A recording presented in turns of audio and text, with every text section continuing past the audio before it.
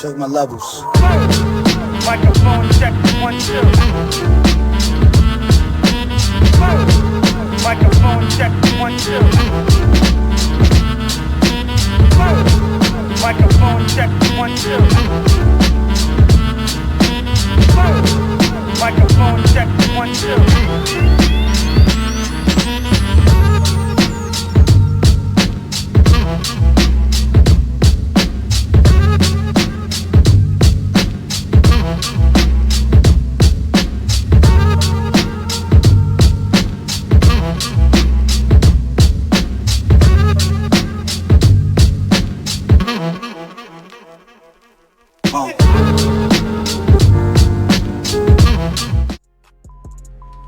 Side B Radio, who's this?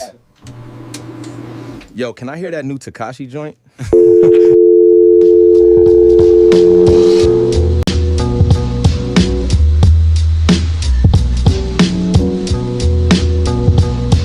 What's going on, folks? Errol Eats Everything. You're watching Side B TV with Phil Jackson.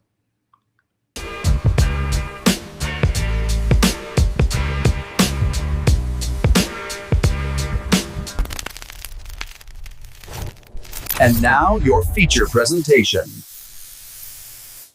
Hey, what's going on? This is Phil Jackson, host of Side B TV, being brought to you on the Channel Zero Network. Please go back and hit that like and subscribe button. Shout out to Chuck D. Shout out to C-Dog. The last episode that I had up was the Pear Smith one. That was my very first interview that I did for my network, the Boombox Union, me and DJ Soulbuck. It was a very dope interview. I got to get Pear Smith back up here because so much has been going on with him, positive stuff, music-wise. I believe he's on the tour with DJ Cassidy, Pastor Mike, which is going to be coming up in August in Atlantic City. Of course, I had Eric Sermon on. So, you know, it's been so much music that he's put out since then. It's been like, that interview was like a year and a half ago. So, you know, we got to get Pear Smith back up here. We got to get more dope interviews from our legends and from the underground artists that you like, that I play on Side B Radio every Sunday, 9 p.m. to 10 p.m. on 105.1 The Beat. You know, just playing underground hip-hop music. Shout out to Rob Schwartz, Who Mag Magazine, Who Mag Media, Who Mag TV. We're going to be doing some stuff together, so, you know, be on the lookout for that. But this interview that I want to show, shout out to Sharif and shout out to my man Sean Weeks from Cosign Collective. They connected me with this artist, and it was a very dope interview. I did this interview maybe back in March. So between March and leading up to now, he's done so much more. He's worked with Rome Streets. He's worked with Shay Noir. He's worked with Static Selector, and he has a new project out. It's a remix project from his past project that he has out. And so I want to introduce Errol Eats Everything. I know I said his name wrong in the beginning. You know, because like I said, like, he is so interesting because he's off the radar, but he's on the radar, which you'll see in the interview how I describe it. And so without further ado, Errol Eats Everything, Side B TV. I hope you guys enjoy it. I'll talk to you soon. Peace. No, I ain't gonna run no more. Shout out to my man Sean Riggs from Cosign Collective. He put me onto this artist, and then my man Sharif out there in Louisville, Kentucky, he set up the interview. So and I just been rocking with this artist for the past couple months. I don't even know I don't even know how this interview is gonna go. I know it's gonna go dope, but when I mean that I'm flying blind, it's a good flying blind though, because this artist has everything. Every record that you think that he has it all. And he's very conscious, and he uses his platform to speak about what's going on in the world today. So I got my man Earl Eats Everything. And you know what? This What is up? a honor. Thank you. It's an honor for me as well, man. I No, appreciate it you. ain't. I Look, bro, appreciate you taking your time. What you mean? bro, let me tell you something. We were talking off the air, and you're one of those artists. When I mean you're a 90s, you remind me of an artist back in the 90s. We're going to talk about that in a little bit, but I just want to thank you for coming on, man, and congratulations on everything, because you got 2 singles out right now that's heating up, that's going crazy right now. You know, shout out to Dave. Is that your manager, Dave? Yeah. Shout out to Dave. Man. He set this whole play up. Shout out to Sharif. Shout out to Sean Wiggs from Cosign Collective. That's why I first met you, or I started listening to you from Sean Wiggs. Yeah, And he's really held me down. He's really I was held like, me down. Sean, I need an interview with this guy. Sean was like, I don't know, man. He was like, oh no, man. But it was in a good way. But Earl Eats Everything. How you been doing, sir? Man, all is well. I have no complaints. You know, I'm just happy that my tribe is taking in the vibration. So I'm doing good. It's look, and we're gonna talk about your Instagram page and everything, and you know, just your music, the new video that's out with you and Planet Asia, which is super dope. I want everybody to go back and support that. Excuse me, I'm still getting over this cough, but let me ask you a question, man. Manager Dave sent me over your bio, and I was like, yeah, you know, because me and Sharif had hit me up. Sharif's like, bro, I'm tapped into a lot of stuff. I don't know nothing about this dude. That's what makes it so dope. He said, I don't see no interviews online. I don't see nothing. So I was like, all right, well tell Dave just to send me the bio. I looked over the bio. I was like, it said something, but it didn't go into full detail. But it did, you know, I did see some points that I wanna talk about, but I ain't gonna lie. I'm thinking that you were from Canada. Don't ask me why. I swore I thought you were from Canada. He was like, nah, he's right from New York. I'm like, what? He said from New York. So Earl Eats Everything. Break down who you are and where you're from, because I think I'm absolutely wrong on this. No, I did come up in Canada, and then but I've been in New York for a very long time. Okay. Yeah. And so I was partially right. You're partially right, but I've been in New York way longer than I was ever in Canada. So you know, I've been in New York for years. I've been on the hip hop scene for years too, except for it was under a different name, and then I had walked away. You know, out of frustration and the way things were going. You know, multiple things hit simultaneously, man. I kind of just you know, went on to other things in life, and I'll tell you a little story. And so I went on to other things, and then and I realized, because my whole life I was just hip hop, and football, those 2 things, right? And I just realized that I've never been without my love before, you know, without hip hop. I was like, whoa. And then it made me try many, many things. And I realized that that's the only way I could keep myself occupied, is just trying many new things. But no matter how hard you try to walk away, you know, it calls you back. And so what happened was I used to live in Las Vegas, and I came across a crew called The Chapter. And Furious Evans and Clarence Joe. So if you listen to the album Ballad of the Brutes, the song Ballad of the Brutes, it's Clarence Joe and Furious Evans. That's The Chapter. And I became part of The Chapter. It was a live band. And that was the first time things got traction, and we're being taken places for shows and whatnot, and flown there and meeting people. And then long story short, I ended up coming to New York. And that wasn't, you know, just because that's where my heart was supposed to be. And went through this whole thing, had a couple singles on, you know, independent labels like Fat Beats, and went on tour to Europe, been on tour many places, but, you know, accomplished a few things. And then I was like, okay, I didn't accomplish my goal. My goal was to be on top of the world, obviously. Mhm. And I kind of moved on, and then Furious was kept on sending me beats because I realized when I was in Vegas that this guy's incredible. You know, he made Right. amazing beats, and then um, I recorded a song, and it was after years of being away from it. I just tell me, let's record something, and I recorded a song. It was Errol Eats Everything, and and then we're like, whoa, this is real dope. And then recorded a couple more, and then he had a heart attack Mm.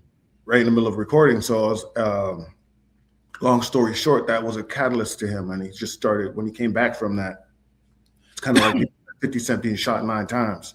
Right. You get afraid of nothing and all out, and then he just started sending me music, and he really brought me back in, and he reeled me back in, and then we finished the project, and then I lost confidence in it. It's like, what are you doing? Like, you kidding me? You know what I'm saying? And I sat on it for a couple of years. Okay. So the project you're hearing is a couple of years old, actually.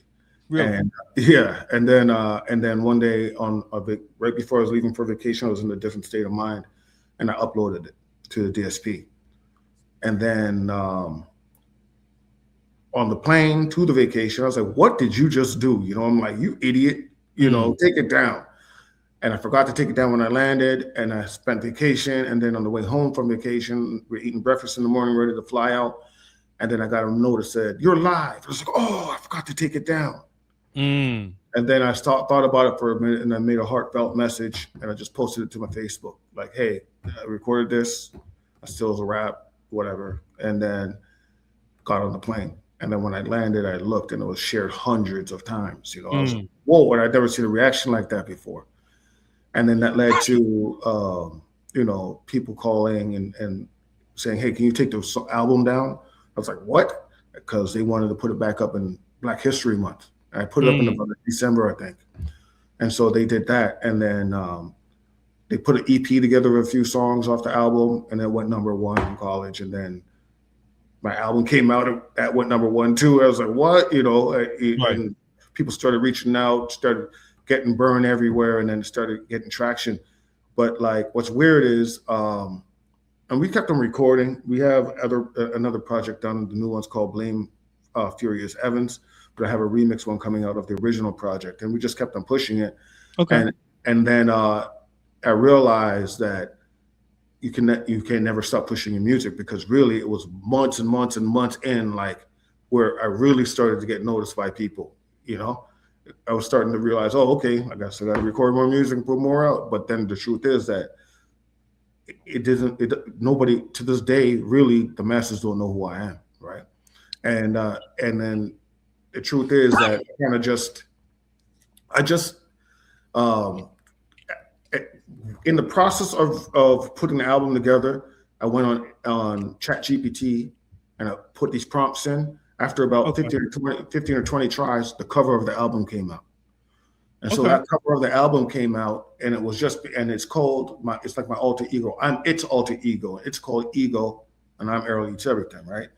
And then when they came and said, "Hey, we want to put it on Black History Month," Click and I kind of just put our mind together and thoughts together, and we realized that this image that I had created is really powerful, because it brought a lot of people in. Like, what is this? Right. It doesn't really represent the exact sound of the album or my subject matter, but it has some type of appeal where, if you look at like the data, it says like the whole range of people from 18 to 55 really are intrigued. You know what I'm saying? And it just led to the imagery that you're seeing associated with my music, because I really didn't have any intention of showing my face. I was just going to go by that. That's why I made that thing, because I didn't want to show my face, because I feel like people's personality or their face and all this acting is too much up front with zips and no substance with the music. The music ain't that good. And it's too much of them. And so I didn't have any intention of showing my face. And and then people initially saw the animations and they were like, "What is this?" And then the music going along with it. "Is this a new show?" And they really didn't know what was going on. "Is this an AI rap?" But exactly. And we're going to talk about that also too, because that was like the big misconception that everybody thought, well, when I saw it, I know at one point I was like, "Was this AI?" I mean, I don't know. Asking around, Sean was like, "No, this is he's real." I'm like, "All right, well, where's he at?" I mean, it's like I don't see him, but Yeah. let me stop you right there because you know, and I want you to continue, but I want to ask you a question: Is it Earl or Errol? Neither. It's Errol, like Errol, Errol Flynn, like Errol. yeah, Okay. Errol, yeah, like Well, I Daryl. apologize for calling you Earl. So my whole life it's happened. That's why I don't flinch. My whole life everybody said Earl, Earl, Earl. So Okay. yeah. And so they were like, back to the story, is this AI? And then I got so much of that I'm like, you think AI can rap like this? I just ignored it. Like, don't be silly. AI couldn't do this. And then eventually I had to like kind of start showing my face a little bit for people to actually believe that I was real. But it led to other things. Like people are like, this is like the new Doom. And I never had any intention of that. I was just hiding my face because I didn't care about the camera, And then I was like, whoa, thought about it, man. I'm like, I guess that is like the new Doom after I thought about it. You know what I'm saying? And so I was like, okay, I'll take it. Wasn't my intention, but kind of ran with it. And it's really working in my favor. What part of Canada are you from? Because I know I read, you know what, because I love doing research and I know I read somewhere the reference to Canada, but I was like, Big I'm country. not for sure if he's from Canada or not. So like, Yeah. what part of Canada are you from? Grew up in a place just outside of Toronto called Mississauga. Okay. And then we moved to Western Canada in a place called Edmonton. And then I moved to Las Vegas, then to New York, then to Texas, and then back to New York. If you don't mind me asking, I mean, like, you move around a lot. Like, are you in the military or were you in the military? Were your parents like, from Canada to Vegas to? I played college ball in North Dakota, and then I went back home to Canada. Then I went to Vegas for music. I was pursuing music. And then my heart really, though, I knew my end game was New York. And then I came to New York for music. And then I met a guy. Let me stop you right there. Because, see, you just like skimmed over that. So you played college football. Yeah. Okay, so and what school did you play for again? Played a small school in North Dakota called Jamestown. And how many? What year was that? Because now you gonna blow me up like that? Now we're gonna go look it up, bro. Hey, you the one that said look that up. Hey. You're gonna blow it up. You know what I mean? No. In the 90s. What position did you play? Tailback. Tailback. Okay. Yeah. So, were the aspirations to go to the next level before music? Was the aspirations to go to the NFL or play professionally? Of course, yeah. And then Canada has a professional football league as well. And so I ended up transferring back after a few years, and I played at the University of Alberta as well. And then, but then that didn't work out. And then it was always like football and hip hop, right? And so I just one day just pursued what my passion was, and it took me initially to Vegas. Actually, I had got in trouble in Canada, and then I ended up having to bounce, and I ended up in Vegas, and then I just met the chapter, and that was a real good chapter in my life, and that led to Furious Evans, and then and Clarence Joe, and then from there, we made an album, a lot of songs together, and then I ended up just moving to New York to pursue my dream. And I came here and it got up with a guy named Mr. Complex, and he took me under his wing and kind of showed me the ropes. He's the one who took me on tour, actually. Okay, so we're gonna talk about that in a little bit, but tell me the hip hop scene in Canada, because the only reason why I ask is because when artists now when they say, oh yeah, Canada, or the average listener, when they think of Canada, they automatically think, oh, Drake. But but it's more is Danielson, is Ason Eastwood. Those are all It's, new school. Those are all new yeah. school. But the people who So really ran Canada were like right. the creme de la creme for years. When I mean years, was like Socrates. Yes. Shout out to Soccer. I'm gonna set up an interview with him also because he has some new music out in 2025. He actually sent it to me. His management team did, and you know we're gonna set up an interview with him also. So, how big was Socrates? He was the How man. much influence did he have? Yeah, how much influence did he have on your career starting off? I mean, from my perspective, I viewed him as like on top of the pyramid. Like he was the one who was getting the most respect and run everywhere. He had an underground classic with Father Time. So he had songs with a guy named Marvell. Marvell was my favorite MC, really. And then Cardi came through and took over as well. He blew up, you know. So Canada has a lot of history, you know. Like ladies first back in the day with BDP, there was like Mishi Me. She's like one of the originals. And then Maestro, and then Dream Warriors, and then it went on to. But Socrates really was in the cut, like boom, he hit it, you know. And then and Cardinal did too. And then Cardinal, yes, sir. And then there was Earth, and like there's Brass Monk, and it kind of went on.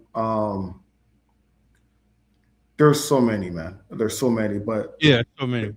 All of them were influential because everybody was trying to be where they were at, and we saw what, you know, and so yeah, and at that time I was in Western Canada, and there was Rascals from Vancouver, and so at that time I wasn't as sharp, you know what I'm saying? I didn't find myself yet, and then but they were definitely influential to let you know it could be done, you know. Like Cardinal was really known for his live show. His live show would crush a lot of people around that are out. Like it's not even entertaining anymore, but he would crush a lot of people at shows and stuff like that. So how was the support?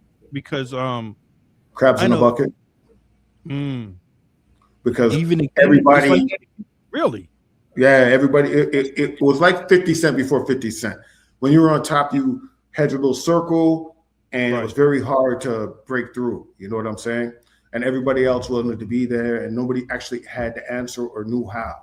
Very few people knew the path to success or path to exposure. And you're getting piece here, you know? And so it was really crabs in a bucket. And then I feel like eventually Drake came along and just blew the whole old paradigm away. And he was so on top of the world that whole thing kind of dissipated, and a new school of people came through. And so that, you know, and then Daniel, Son, and all them folks came through. Yeah, man. I mean, what you guys are doing right now, Ason Eastwood. I mean, I've been playing him for maybe like 2 or 3 years now, and you know, he never disappoints. Danielson, he never disappoints me. I know it's so many more that I probably didn't even tap into yet, but you know, and that's what Sabi Radio is all about. Raz Fresco. Yeah, he's from Canada. Yeah, from Toronto. I've been playing him for maybe like 4 years now. Yeah. I didn't even know that he was from Canada. He's on my remix project coming up. Within the next month, it'll remixes to the original album, like a bunch of them, and he's on that as well. Yeah, I think he's on Mind. So, was it a breath of fresh air when you moved to Vegas? You know, just getting a new start, trying to create a new sound, trying to figure out where you wanted to go at in hip hop. Like, how was that whole experience? Be in Vegas. I was willing to pursue my 10,000 hours to perfection by that time, and I was kind of confident, and I had gotten there, and actually there was a few monumental moments that happened, like, and, you know, they said they were having an event in the park, for instance, and I went there with Clarence Joe, and Clarence Joe had been there for years, and I grabbed the mic and I turned it out, and then he got on, he turned it out, and he said in all the years he's been there, nobody's ever seen anything like that type of a thing. And we got a huge buzz right away. So it gave me a lot of confidence. Like people were going out of their way to find us and stuff like that. And then, and then getting exposure to labels like, it was good. It was just part of the journey. And then because I recorded an album with Clarence Joe and Furious Evans, and it was such a liberating experience that I knew this could be done, and I know it could be dope, etc. But and then I came to New York, and it took me a little while to get traction. It didn't happen to the extent that I wanted. I'm not even sure I was ready. I knew I wanted it, but it's a lot different when, like, for instance, I went on tour and then I ended up meeting Nonfiction at the time. Okay. And Ill Bill, and I had heard his How to Kill a Cop singles and stuff, but then I heard their album just in the tour bus, in the tour bus, and I realized, and we built a little bit of a rapport on that tour. And then when I came back to New York, just so happened I went by his crib, and he's like, bring some music with you, and I ended up playing him something, and that's how my record's out on Fat Beats. But at the same time, he's an animal. You know what I'm saying? Like, I was like, holy shit. I was like, kind of like, whoa, and but and I'm grateful he gave me that chance, but that lane is not my lane, and never was my lane, And so I felt the music that I was making was kind of forced, and it wasn't really me. And so it was just part of the experience that got me to where I am. Okay. And so when I walked away and I came back, I came back in a space where I'm like, you know what? I'm just going to make exactly what I want to hear. Right. No compromises. That's it. And it was like, they had no expectations. I just did that. And that's what happened. And that's what you heard. And yeah, we're going to talk about that, why you walked away in a couple minutes. But I'm going to tell you how I pick certain songs to play on my radio show. Okay. They'll send me, the song, and I'll look at the song title, and I'm like, that's different. I said, let me click this on and just listen. But for you, it was your name. So how did you come up? Because I was just so curious. I'm like, I don't understand. I don't understand this name. But I said, let me click it on. And Sean was like, look, you're not going to be disappointed. And when I clicked it on, I've been a fan ever since. So how did you come up with your name? Ask Mikey. He eats everything. A commercial. Yeah. Yep. And then right away it clicked. Ask Errol. He eats everything. And that was it. It's just like, oh, that's it. It's like just hit me at like a ton of bricks. It's like, oh, okay. Because really all I do is consume information all day. Mm-hmm. That's my, and I have like an insatiable appetite for information, and knowledge. And so it was just a metaphor that perfectly fit who I was. And my belly runs me. I eat, I love food too, And so it was just like, it just was it, I didn't have to think too much about it. I just ran with it. But you know what though? The animation, you guys got to go back and check out his Instagram page, and his website is super crazy. And I'm thinking like, okay, well, that's him. But I'm like, no, because you know what? I'm gonna tell you something, bro. I actually did see something online about you, and I was like, no, that's not the same person. I said, I don't know where I saw it. Bro, I can't even remember. But I did see something, and I did see your picture, and then I'm like, nah, that's not it. That's not it, right? Yeah, that's not it. So was that the whole? I love that, man. I love that. There's some anonymity, I think people have too much exposure to people, and it's just like tires them out.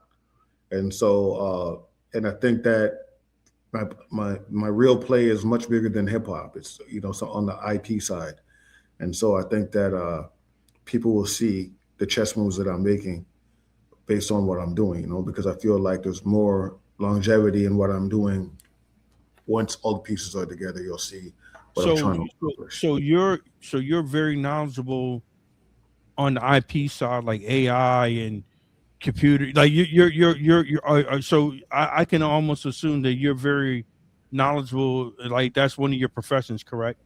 Yeah, IT is IT. That's it. Yeah. yeah, IT is what I came up with actually. Okay.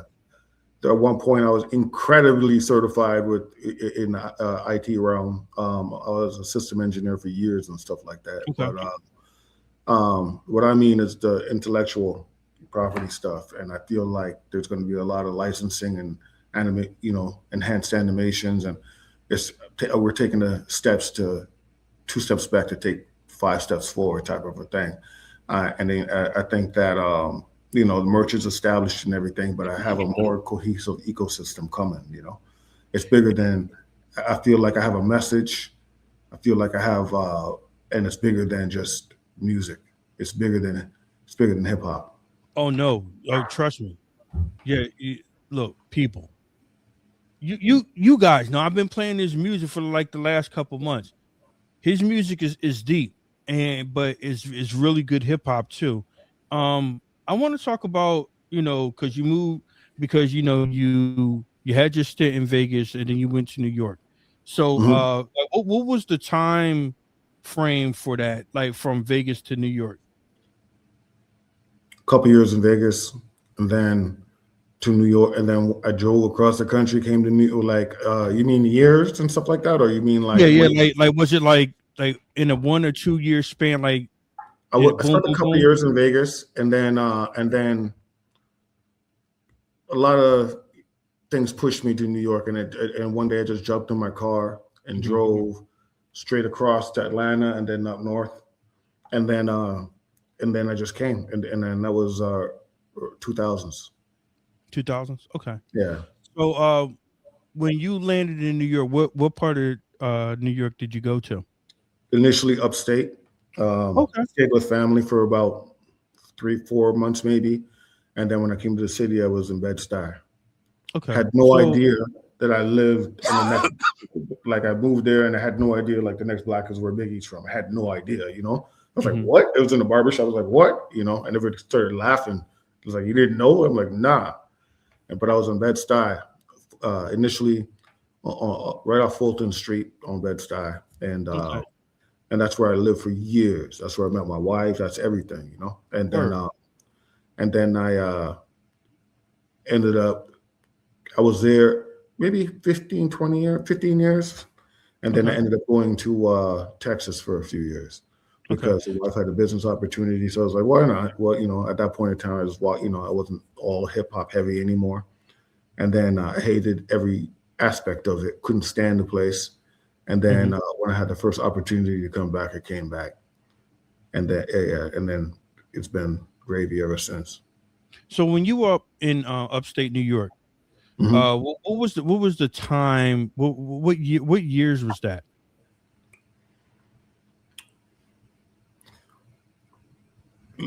So late 90s. Okay. Okay. No, the only reason why I was asking is because I thought you were there like the 2016, 2015, No, 2013. no. Because the only reason why I asked is because that's when you really started seeing MCs upstate New York really started making a niche, carving out their own space of hip hop. And I was gonna ask you, did you see something up there that, yo, these dudes might, yeah, because it was the 90s. Yes. My whole focus had nothing to do with upstate whatsoever. Mhm. The job that I had was in the city, so I had to No, commute no, no, into the no, city. no. I don't mean just hearing, just what's going on up there. Mhm. That's what I was getting at. Were you put on to like cats like 38 Special and all them? But no, Nah, this okay, is yeah, like I had no idea. okay. Um, Not at all. And I felt like you at the time where I had my pulse on everything and I knew Mm, anything I could consume, I did. But no, I didn't have that influence at all. Like wasn't checking for them at all at that time. Mhm. So when you moved to New York, did you lose contact, or you what was the relationship with the MCs and the producers out in Las Vegas? Like, did you like still collab with them, or you just We were wanted like like a clean break? brothers. And It was like we were brothers. Like okay, to this day, same relationship. Nothing ever fractured. Um, we argue like brothers too, but it was like a true friendship. True, Mhm. I tend to have when I make a friend, I tend to keep them for life. It's a weird thing to have. Like I don't really have fractured relationships like that. But yeah, to this day, like like Clarence Joe is my soundboard. Like, hey, I just recorded this. He hears every single thing that I record, and he'll be like, "Nah, do that again," or he'll be like, "Whoa," If he gives the flames, I know I did something. And so, and Furious is like the glue, really, in between all of us. And so, so same relationship. so did they actually follow you out to New York, or they stay back in Vegas? No, they stayed in Vegas. They stayed Okay, in Vegas and did their thing. They accomplished a lot. They're like local legends in that town. And okay, yeah, but we go back and forth, visit. We have kids. Our whole families know we're family. okay. So, New York City. New York City. You're in Brooklyn, you're in Bed-Stuy.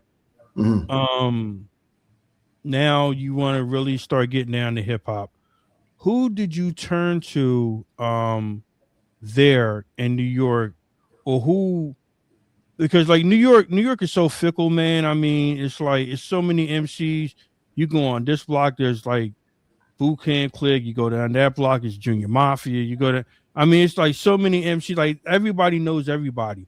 So how did you how did you break into being in that hip hop circle in New York City? When I was in Toronto, I had did a song with a guy named Mr. Complex called "Stupid Dope Fresh," and then and so when I came to New York, he's one of the people that I knew. But he had taken me under his wing right away and took me everywhere around, And so he was really my conduit to meeting a lot of people. He's really good friends. Because of him, I met like Pharaoh Monch and stuff like that. It was just like, whoa. And then, I had encounters with like Sean Price and stuff like that. And it was just like, you just trip and fall over people because of people that you meet and know. Right. But mainly the main conduit to everyone was Complex, and he knew everyone. And he put in he had been putting in work for years, so he was somebody that kind of like I could leverage. He put up my singles. He has some underground classics Correct. that Yeah. I still play to this day, because they're so dope, man. And and how was it? Just how did you get on a record with him? Click worked that out. Actually, Dave worked that out. Okay. I had no intention of doing a song with him, but then he's like, you know what would work, and then he worked that out, and then he came, and I realized, he had did a show in Toronto, is Okay. what happened, and he was there, and then I ended up coming over after the show, and then we just recorded that song. We recorded a couple songs, I believe, and Okay. and maintained that relationship from that point. No, that's what's up. Now, what was the first song that you recorded with Complex? A song, it was on an EP that I put out years ago, and it was called "Stupid Dope Fresh," Mm-hmm. featuring Chris Crossfader, who used to be Pharaoh's DJ, and he used to be Beat Nuts. He used to DJ for a lot of people. Beat Okay. Nuts, Pharaoh, a couple, bigger folks, and then and a guy named Son of Soul. It had featured two DJs, and Son of Soul has since passed, rest in peace. And I did a song with that song specifically, and then ended up just being on a lot of Complex songs, not a lot, but a few Complex songs, and then just branched out from there. Because by Hey, the time I met a lot of people. are you going to reissue that EP? No. Should. You No? think so? Hell yeah. Because a lot of my old stuff is cringy to me. I don't feel like I was ready at that time. When I listen to it now, it's like, okay, I was ready, but I didn't feel like I was where I wanted to be at that time. Oh, at that time. Okay. Yeah. And Hey, so, you know what? Let me be the judge of that. Won't you send it to me? I'll listen to it, and I might play it on my show. okay. And that might be an underground classic. You see what I'm saying? I have an album I'm super proud of that I did with a guy named Dart Malone out of Toronto. I was in Brooklyn when I recorded it, and I put it out. It was called E. and Dart Malone Are Hero. Hero is our name. Okay. And I'll send you that. I was super proud of that particular project, and that was like what was that? What's his name in the source? Not Unsigned Hype, but like Chairman Mao and stuff like that. He had placed us in the source and whatnot.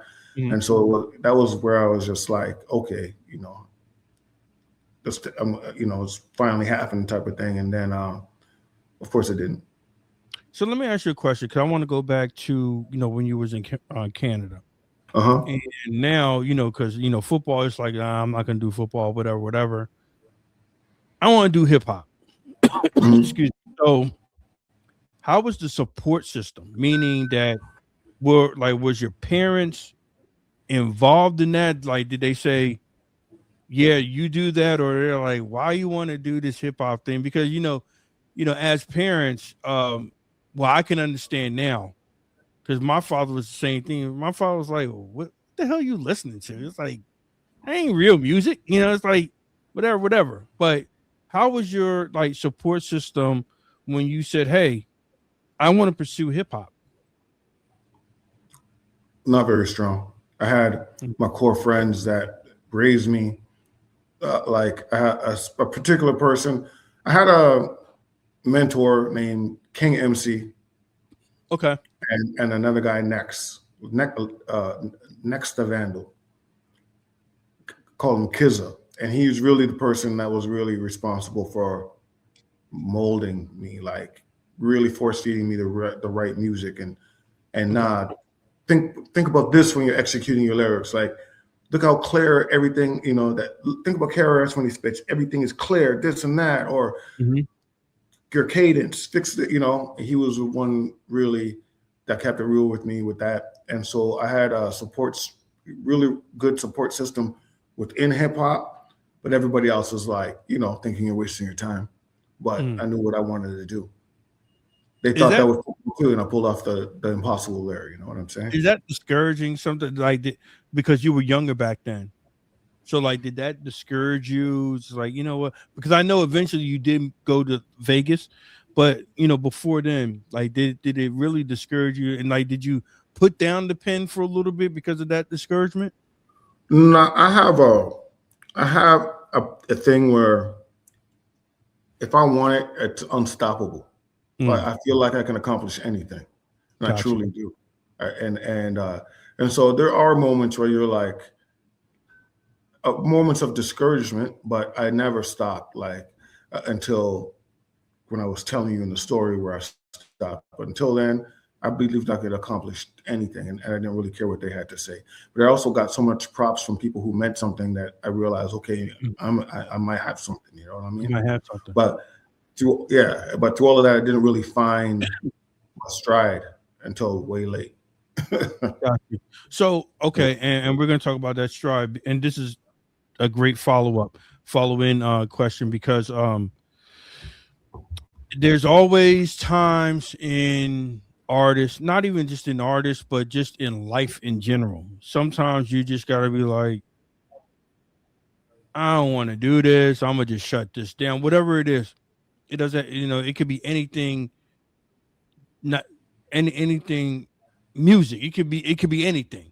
So, and I did read in your bio that, right. And I did read in your bio that, you were not struggling with some personal stuff, but like what was some of the things that you had to step away from a little bit? Like, did it get as serious as like, yo, I don't think I'm never gonna pick up a pen again? Like, did it ever Did it ever get like that in your life? Yeah, man.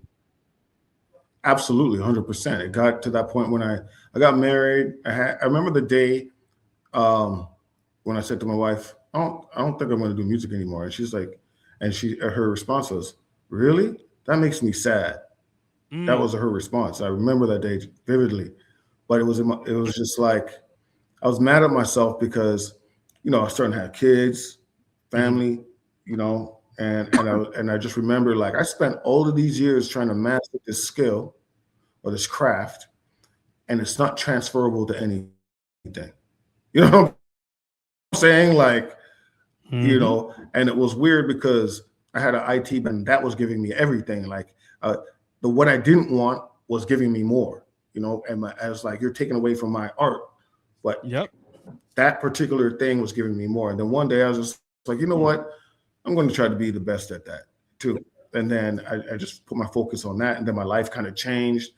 And I was mad at myself for wasting so many years and not accomplishing my goal. And then, and then I kind of just I walked away. It's just like, okay, you know, on to the next thing. And then that's what I was telling you.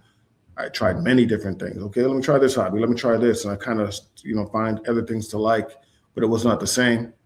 And then I just, you know, saw the Mikey commercial. I was like, oh, and then the name, and then things just kind of fell into place out of the sky, you know. And then Furious sent me beats and started recording, and then you know, I feel like it's divine because he had a heart attack, comes back, totally driven, and then we know that we have a mission, you know. And I just spoke my truth, and then next thing I know, everybody was digging it, like I always wanted, except for now, it was like you're getting the response you always wanted. And it was kind of like, whoa, like, is this real? And then it kept on coming and kept on coming. And then eventually, you know, even notable people started reaching out. I was just mind blown, you know. And then I realized that all I had to do was speak my voice, and be myself, and put my, you know, be uncompromising in what I wanted to hear. And that's what works, and that's what worked. You know what? I ain't even gonna try to get emotional. I felt like a lot of acting. I feel like hip hop is a lot. Yeah. Hold on for a minute, and we're gonna talk about that. But I want to tell you real quick what you just said. I was going through the same exact thing. Doing a radio show on this one radio station, 15 years, going 15 and a half years, 16 years. I'm not taking anything away from that. I mean, that put me on to like artists like yourself. That put me on to artists like Danielson, Ason Eastwood, Rock Marciano, AG. I interviewed so many people that my brother had to tell me, yo, you remember you interviewed this guy? I'm like, I don't even remember. I mean, that's how many people that I interviewed. So I'll take nothing away from the radio station I was at. But it wasn't moving the needle. I was playing the music that nobody else was playing. I was playing underground hip hop. And people were listening, but not the masses. So I had to make a decision, and this other radio station just fell in my lap. I only been up there for 3 weeks. And my response is way more than 15 and a half years. And it took me 15 and a half years. I mean, you know, I'm getting interviews now that I never thought I would get. I'm getting an exposure now that, you know, I'm like, well, finally. And my wife said the same thing. Are you sure you want to leave that radio station? I'm like, it's time. It's time to leave. I mean, there's no, I mean, because it's so much more out there in this hip hop culture that is so many more opportunities, and you know, and you could meet so many great people like yourself, and you know, they could put you on to so many other things. And now I had to take that leap of faith, and I'm a little sad that I left, but you know, but the thing about it is, you know, you look at me, you know, I got all this gray in my beard. It's like bro, I got to make a move right now, because, now like you got to strike while the iron's hot, and Yeah, now this or never type of thing. right, and so you got to take advantage of these times. So, and that's what I did. So, me and you are almost in a similar boat, bro, because I was like, damn, I don't know what I want to do, and I just did that leap of faith, and I was just talking to my wife, and I was like, oh, it seems different now. It really, and she was there when I started my radio show, and compared to now, and she's like, yeah, yeah, I can see you got that look in your eye now that is different. I'm like, I feel it, and just by talking to you is a confirmation. So I salute you, bro. And like I said, we're almost the same. So go back to your story. I'm sorry that I had to cut you off, but I really had to tell you that, bro. Appreciate you, man. Appreciate it. Yeah, it's just like I just had to. Where was I? I basically came to a place where I was just uncompromising and just spoke my truth. And Right. because I'm really a person that studies the history of our history and stuff, right? And I didn't have anybody to be like teach me, supreme mathematics, and then I didn't have any of that from Right. where I grew up, And so I did have a lady named Velma Nicholson that she used to take all the kids in the neighborhood, all the black children, and take us to school and put us in the gym on a Saturday. And I used to resent it because all my friends were out playing ball, and I had to sit here in this gym. But she taught us about ourselves and our history, and all of those things that she taught us stick with me to this day. And so these people go away to like HBCUs and stuff to give me a little bit of knowledge and stuff. And I had all of that growing up, even though I was not in an environment where you think that was, possible. And then it just led me. And then when I came to Brooklyn, I discovered John Henrik Clark.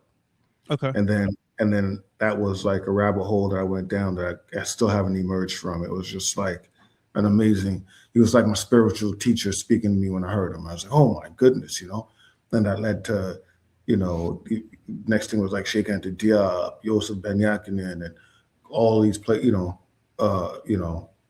I remember we ended up moving to Brooklyn, and then I see this building. I'm like, what's this crazy looking thing? And found out that, well, that's Malachi Z. York's thing. And so I had to go down and find out who that was. And then, you know what I'm saying? And it was just like, and it led to, it opened my eyes and all of this knowledge from different places, right?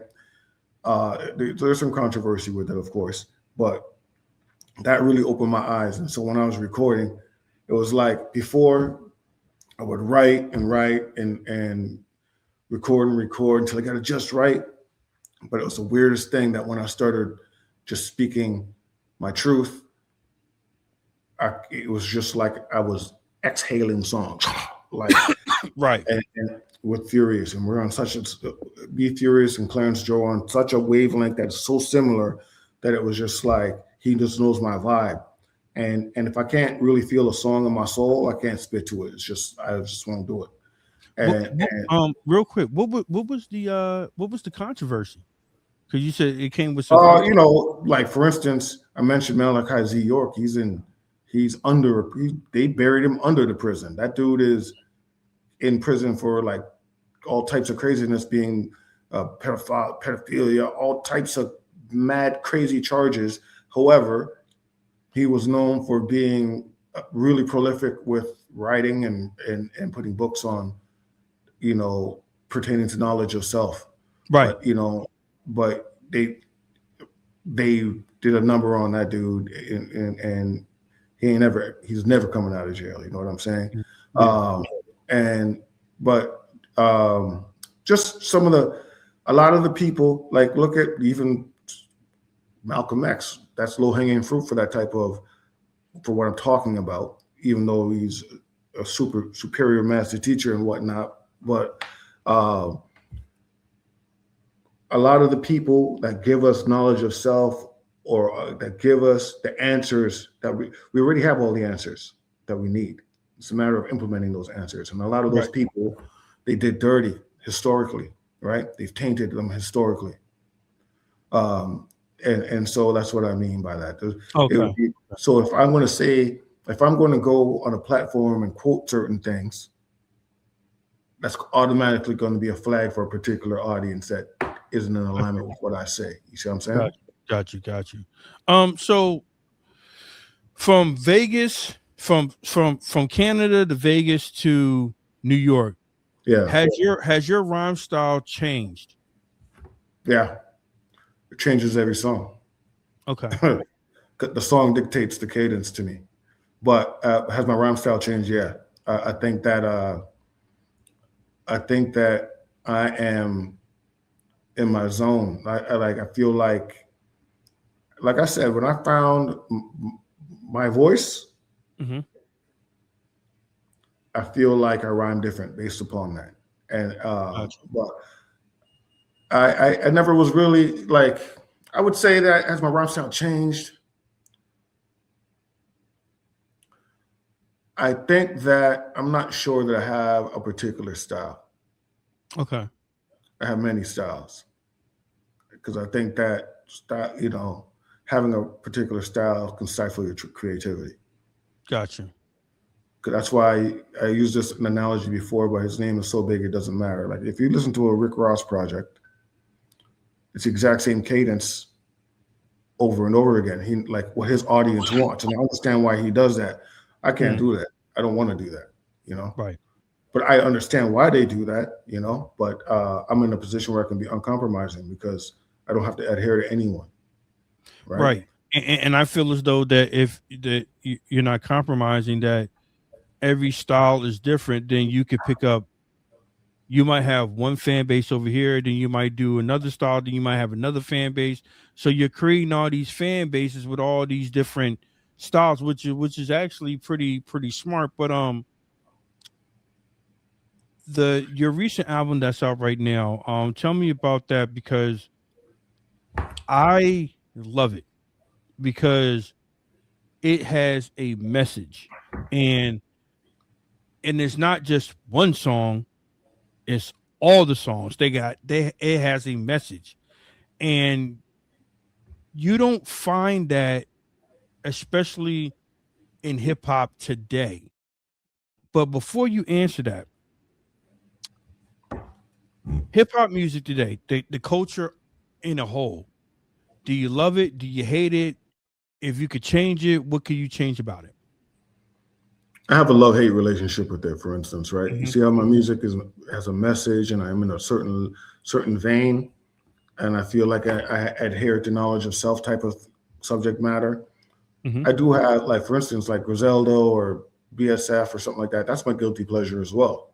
That's Mhm. not in my lane, and it's not something that I would talk about, but it's dope. It's almost Right. like the Wu-Tang of this era. You know what I'm Yeah. saying? But I feel like it's a bunch of rinse and repeat. I think it's too street driven. Everything is street culture and it's really saturated it. And I think everything's going back niche now and kind of away from that, but it's still there. I feel like what I learned was like, there's a lot of acting in this. Yes. Everybody talks the same. You know what I mean?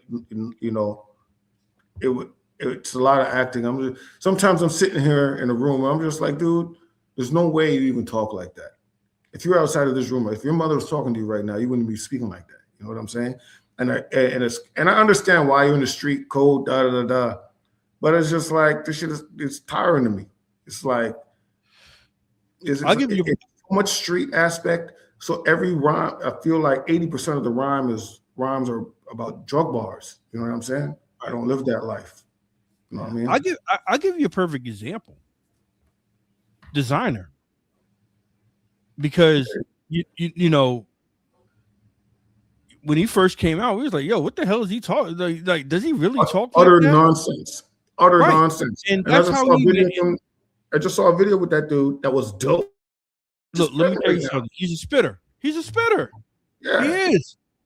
Shout out to Domingo because he produced. I think he's helping him produce some tracks. But Mm. Designer. That's was the quote unquote. That was the wave.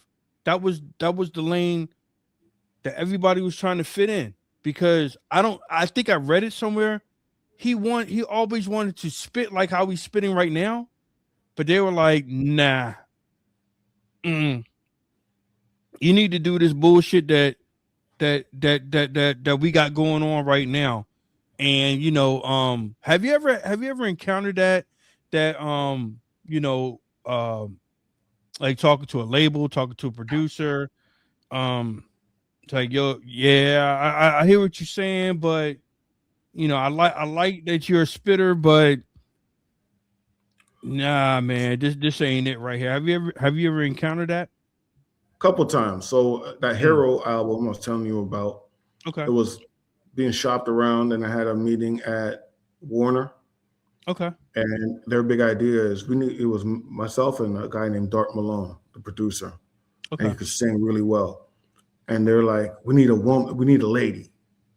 And I wasn't mad at that because my wife is a great singer. And then and so I was like, no, but that was like one where I didn't look at it as a compromise, but they wanted to change the dynamic of it because I guess the Black Eyed Peas situation had happened, and this is what I'm guessing, and I guess that it opens up a whole new demographic when there's a lady there. It's more appealing. I don't know, and then also I felt like that when Uncle Harry's putting out my singles, like the super street music, right? But it's just like I felt like I was forcing my music. So, some of it was real dope, but it wasn't me. You know what I'm saying? And so I've encountered that. So I don't look at that situation as being necessarily negative. I just try to take advantage of the situation that came to me. But I have experienced it with the group Hero for sure, where they wanted to change the dynamics of the group and add a lady and this and that. And then we flew in some people and it sounded like trash. It was like, this sucks, you know what I'm saying? But here you go. But it didn't, it didn't work out anyway. So that's what's up. So your latest project that's out right now, Errol Eats Everything. Errol Eats Everything. How many songs up there? I think it's like 13. I think 17. 17. That's it was a lot of songs. When I opened up the file, I was like, damn, this is a lot of damn songs. But do you know why it's 17 songs? Why is it 17 songs? Because I was like, when I first opened it, I was like, a lot of damn songs in here. But why is it 17 songs? Because Furious and I, right around the same time, saw an Instagram meme from the Jazzy Jeff, and it said "die empty," meaning put everything out.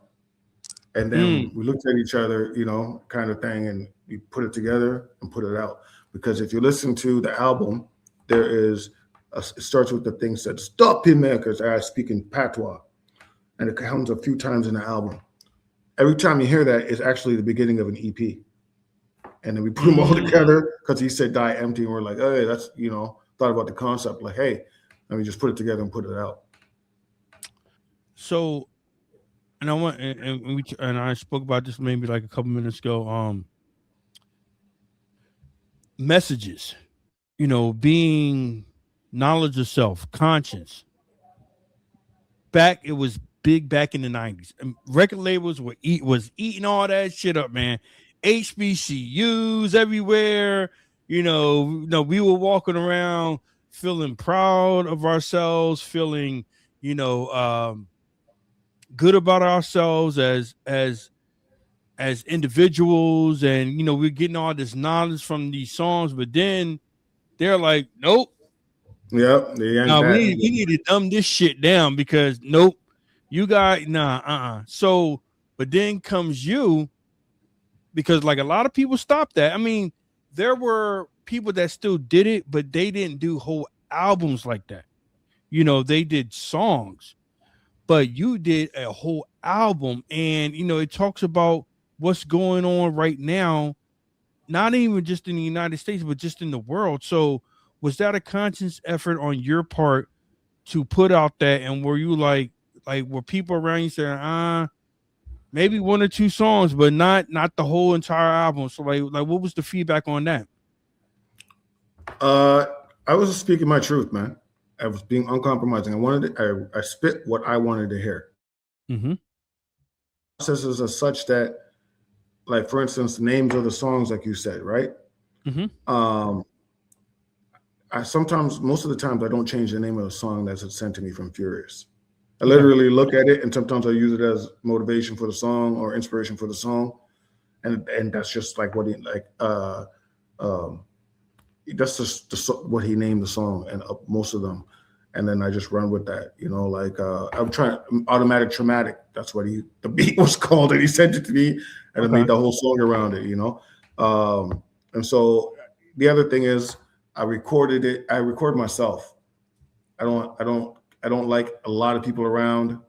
Mm-hmm. I just engineer myself and record myself. And so there is not a lot of external influence in regard to, oh, you should do this, you should do that. I have two people that hear my music when I record, Black Cat and Clarence Joe. And that's it. And they didn't push back in any negative way whatsoever. You know, they just kind of embraced what I was doing. They really dug it. And so now, the album is out. Sean's pushing it, and you know, and he did a fabulous job. He's still pushing it to this day, and you know, just getting your name out there. So my next question is, the song is the music is out there, but you're not. What made you decide? Because I was talking to Sharif, shout out to my man Sharif out there, and Sharif was like, yeah, he wants to do an interview. I was like, oh, okay. And he was like, yeah, he thinks it's about time for him to get out there like that. So like what was that defining moment that was it your management team? Was it your wife? Like, who was it that said, or was it yourself that said, you know what, got to get out here. I got to get out here. You got to put a name to the face, to the music. So what was that moment? So my wife is always, she is more proud of me than I am of myself. You know what I'm saying? She believes in me more. She believes in me more than I believe. Like, it's like unbelievable. And so she'll be drops hints. You gotta take another step. You gotta do that now. You know, maybe you should do this or do that. But as far as showing my face, Click hints at it a lot, like, hey, but he totally respects the fact that I didn't want to do it. Mm-hmm. But really, the fans dictated that. It was so many people are like, is this real? This can't be. Mm-hmm. It's a lot of people are like, this AI can spit like this, like what? You know what I'm saying? And so that led me to realize that, okay, I had to start. You'll see a progression in my page. It's all animations. Yes. And then slowly I start showing my face, and then I have a couple videos and whatnot. And I felt like when I showed my face, it was like a big change, and I got a lot of momentum. It was just the weirdest thing. And so I don't really oversaturate my page with myself. And I think that helps me because I think that I got a lot of feedback saying that the animation brings families together, like the fathers and kids watch them. You know what I'm saying? I was like, what? So I got a lot of wild feedback, and then made me realize, okay, I gotta come out my shell and show my face a little bit. Otherwise, I would have been perfectly fine being an MF Doom behind animation. You know what? I'm not even gonna lie to you, bro. When they said, yeah, he wants to do the interview, I was like, was it going to be animation? I mean, because I was like, no, I'm serious. Because I was like, I didn't say that to them, but I was just saying in my mind, I was just like, okay, I don't know how this interview is going to go. If you would have did an animated AI of you, that would have been dope. That would have been extremely dope, but I did not know what to expect, from actually you showing your face. Now, fast forward, you have the website, you have remixes. So, how did you get on the one remix? I mean, the one song with Planet Asia. How did you link up with him? That's a dope I song opened too. up for I Planet. played that one too. He's been a big supporter of me for years. Word. Yeah, I opened up for him in Toronto Okay. in early 2000s.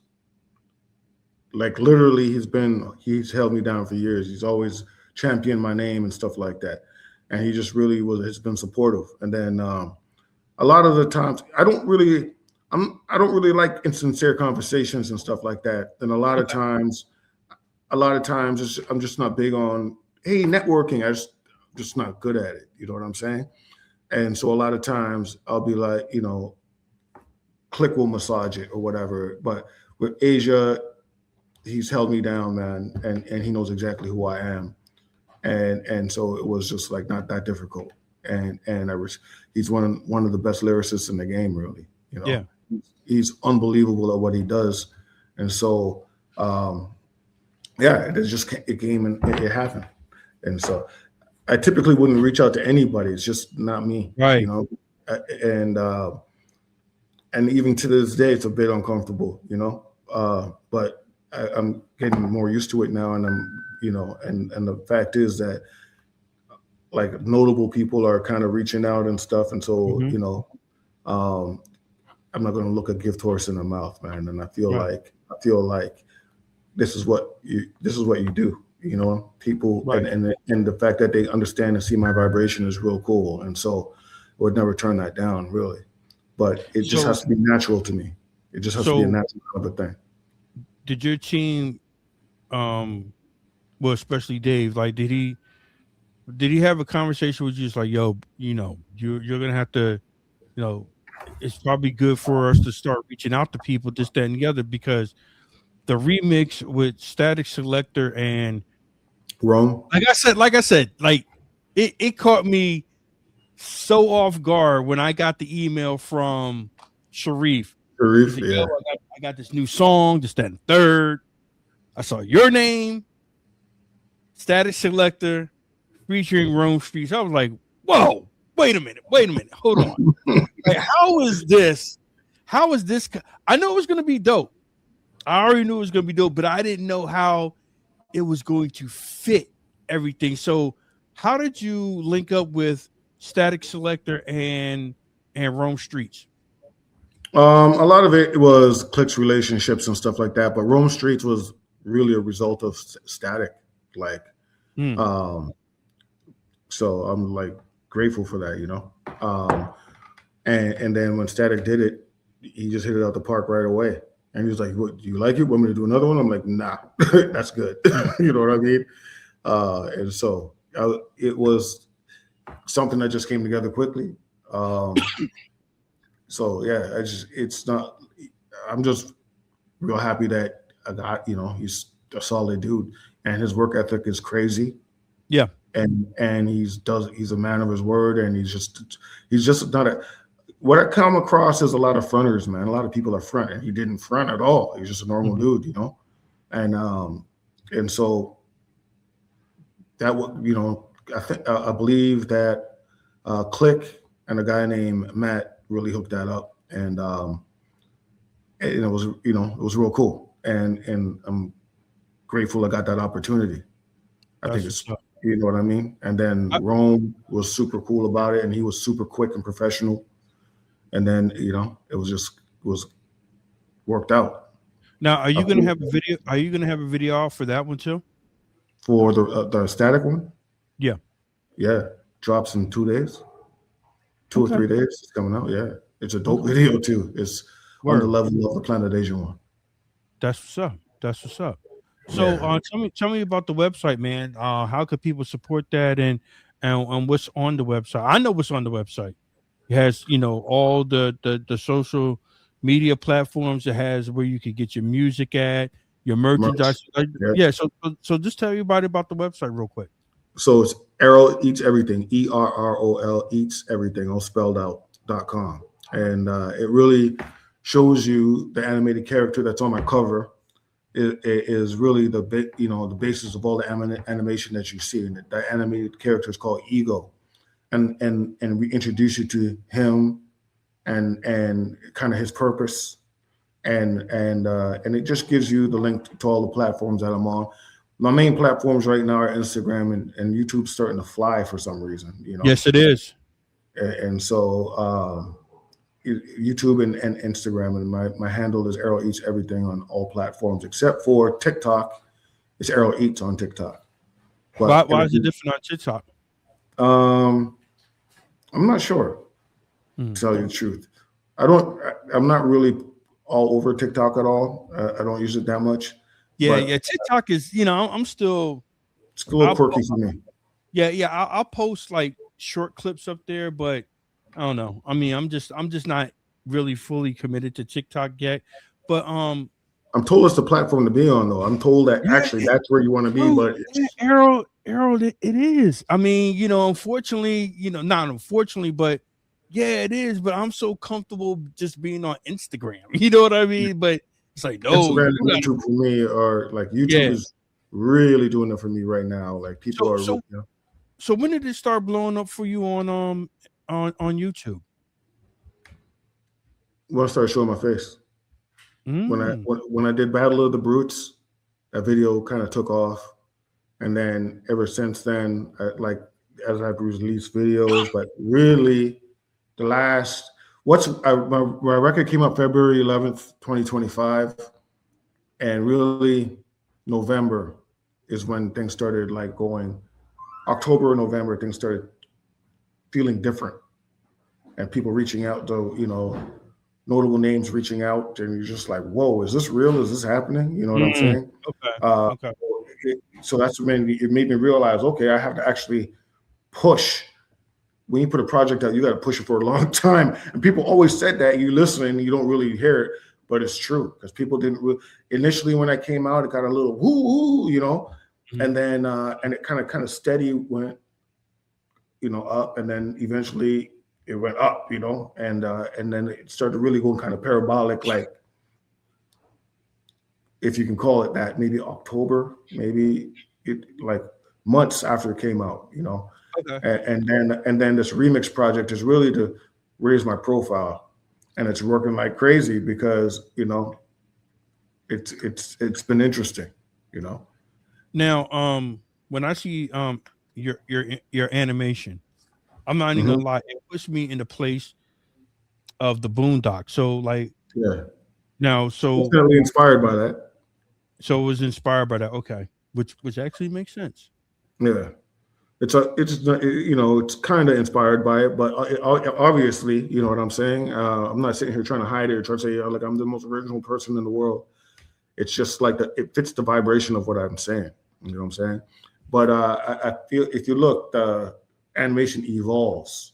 It's not like the newer stuff is way more evolved and not as inspired by that, right? Initially it was, and then it kind of evolved away from it.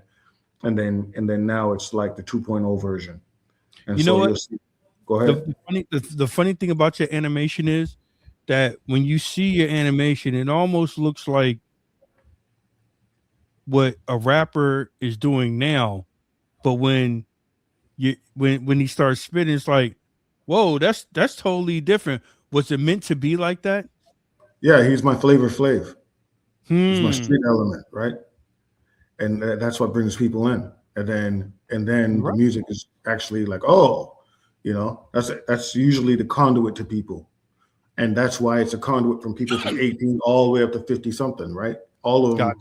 If you see, it's pretty even breakdown. I was like, this is kind of crazy, but everybody's really attracted to the animation aspect of it. And I feel like I'm not that interesting of a person, right? To myself, I'm just myself, right? Bro, I disagree with you on that. But I feel like that animation makes me more like it makes it more interesting. You know what I'm saying? It makes it more. It just people gravitate to it more, and especially with what I'm saying behind it, it's just like this is what's going on. I agree with you to a certain extent because, excuse me, I didn't see the animation, but I heard the music. And that's what drew me to become a fan even more of Errol Eats Everything, because it was the music. But then when I saw the animation, I was just like, this is interesting. I was still a fan. I was asking Sean every week, yo, interview, bro, interview. So, why? Well, I understand why. It's funny. I told Sean I didn't want to do interviews like that. Like, nah. That's what that's what I was just about to say. I was just about to say, why the hell haven't you been doing any interviews? Because I tried to go online just to do my little research and everything. Couldn't find nothing, and I know I was ask Sean. I was asking Sean like every other week, bro. I need to do an interview with Errol. I mean, come on, let's make this shit happen. And then when Cherie came along, yo, you want to interview him? Like, bro, I've been asking for maybe like a month and a half to interview this dude. I'm like, yeah, let's go ahead and do the interview. So thank you for doing the interview with me, brother, because like I said, the animation is dope. I'm not taking anything away from the animation, but it's the music and it's the message.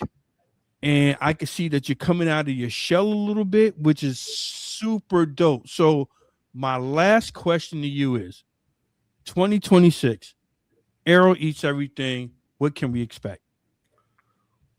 I have a remix project coming out within the month called STAGGA Back. And it's just remixes from the Errol Eats Everything self-titled album that came out last year. Not just remixes, but it's remixes of particular songs. I want to say it's about 8 or 9 joints. And it features like Brother Ali, Rome Street, Shay Noir, Raz Fresco, Clarence Joe. I'm missing some. Oh, Blue. Oh yeah, you do have a joint with. Yeah, you do have a joint with Blue. Yeah, you sure do. Word. Dope video too. If you go check it out on YouTube, it's called Beyond Yonder remix. All of them are remixes, and so that's coming out. But I feel like the real thunder is going to come on the second album. For Furious Evans and I are only going to do 4 albums. We have them all mapped out already. And the first one was Errol Eats Everything. And the second one that you're going to hear later this year, it's called Blame Furious Evans. And I feel like it's going to crush everything. Gotcha. It's going to crush everything. So is the goal to stay independent or, be deal? I'm getting out of my way with that, meaning that I'm not focused on that. I'm just going to do me. If opportunity comes, I'll adjust accordingly. But it's right now. I feel I don't need anyone. You know what I'm saying? It's getting but I would never say never. Like, it depends. Like I've had certain labels reach out that are mind blowing, but like mind blowing, and I don't know. Maybe it's not my focus. I'm just I'm uncompromising in regard to the music and what I'm putting out, and I need to make sure that the project's the dopest thing you ever heard, and I feel confident in that. I feel like I'm not focused on the business side. I'm focused on crushing everything, and I'll let Click worry about the business side type of thing. That's kind of our relationship. I get disenchanted with the business. I do business every day. I'm an entrepreneur for real, and everybody says that, but I have a few functioning companies. You know what I'm saying?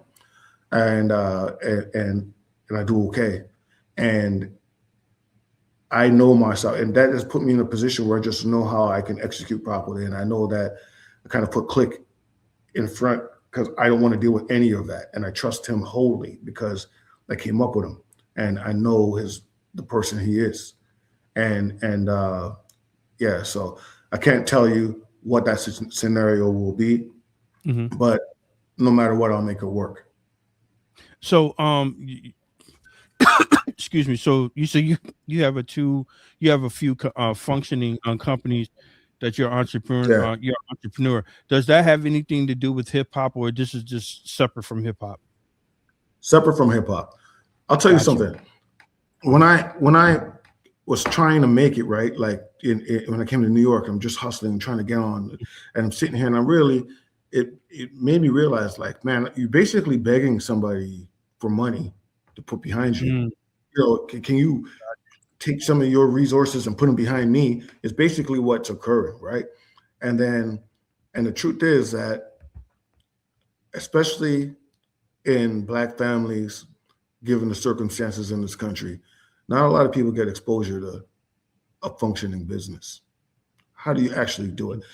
So I had gaps all over the place in regard to, okay, I'm going to start a label. Okay, but I had gaps everywhere in regard to knowledge that was required for certain aspects of things, right? Even down to the accounting aspect. And then one day, the same day I went to Bill's house, Ill Bill, and then and if you don't know about him, he told me his education one day.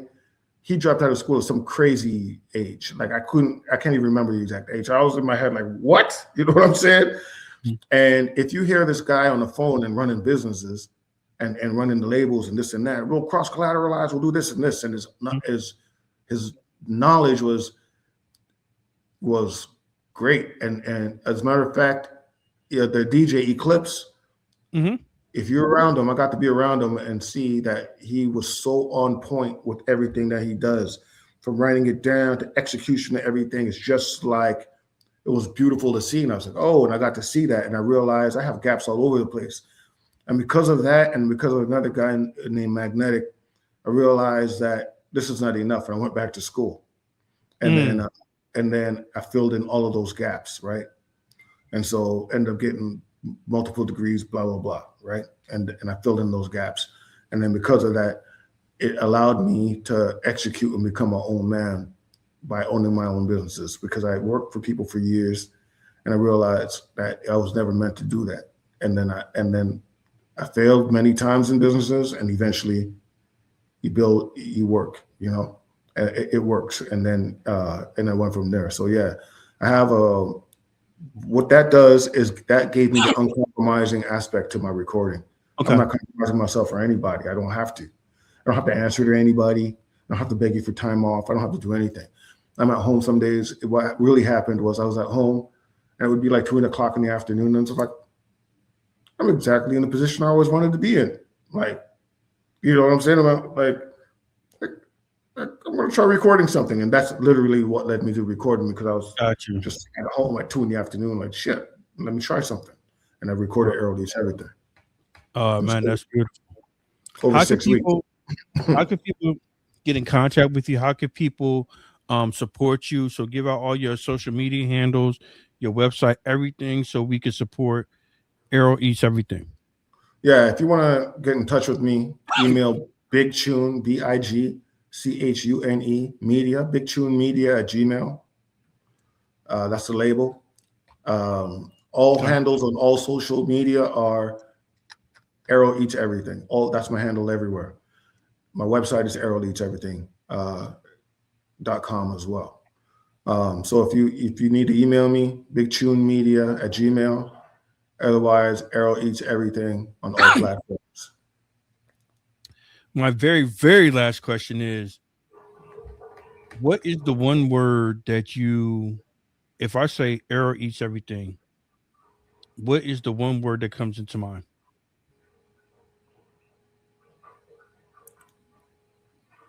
Blackness. Why that word? But it's deep. But why that? Embodies me. Embodies my mindset. It's a beautiful thing to me. Yo, that was a beautiful answer, bro. Look, man, like we could sit. We're going on an hour and 26 minutes, and this is nothing but dopeness, man. Because I appreciate you. Thank you. This is one. No, I appreciate you.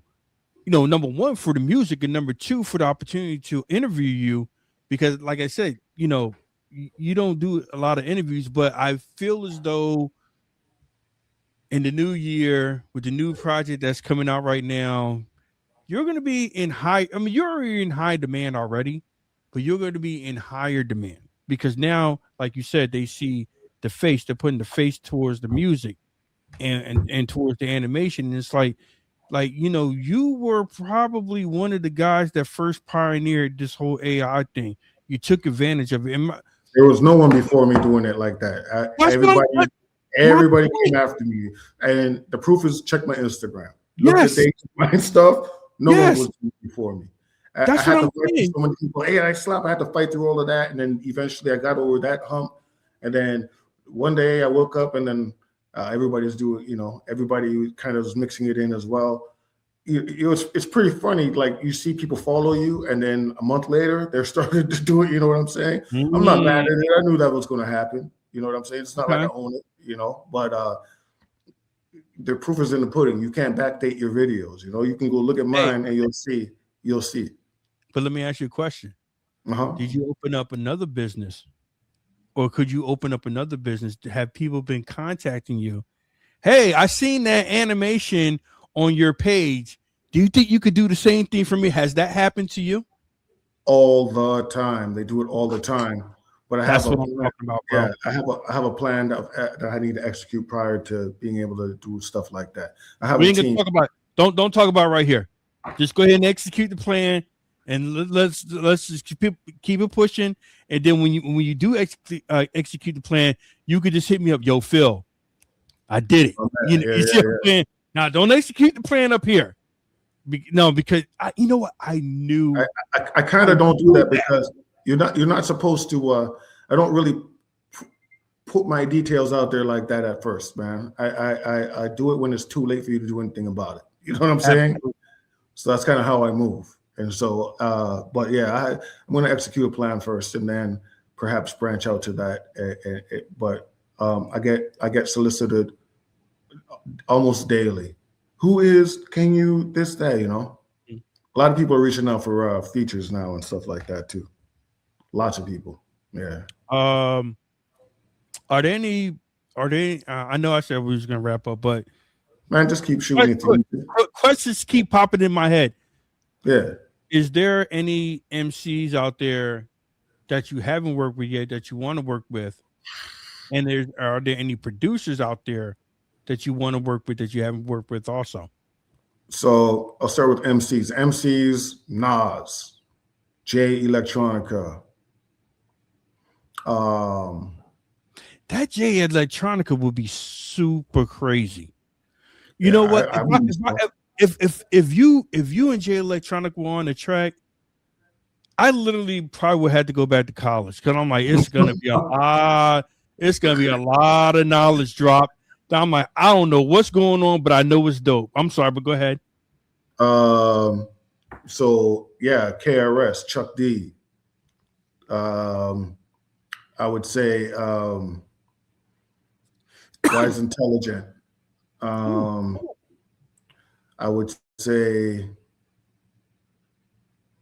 I said Nas, Black Thought, of course. Whew, if I wouldn't even that would be amazing. There are many, man. Like I respect a lot of MCs out there. Like Pos, Denuse, new cats. I would say.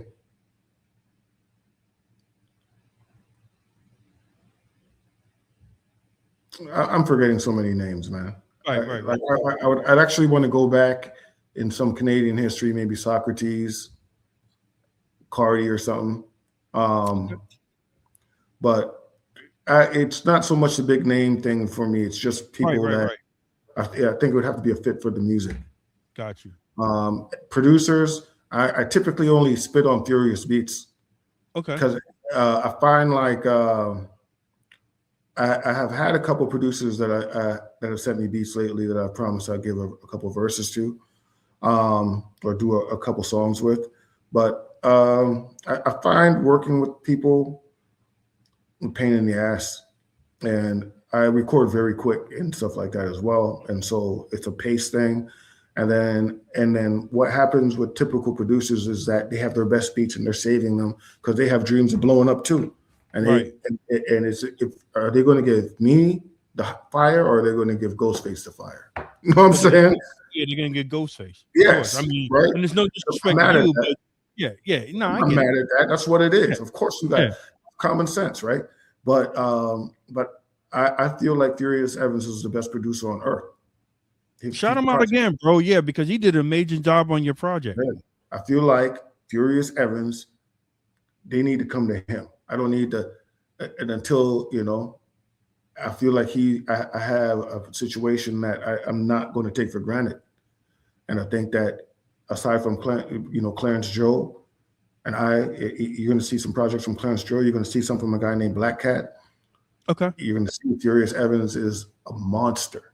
Like, I don't care who you put against him. Literally anyone. Let's see. That's how I feel about it.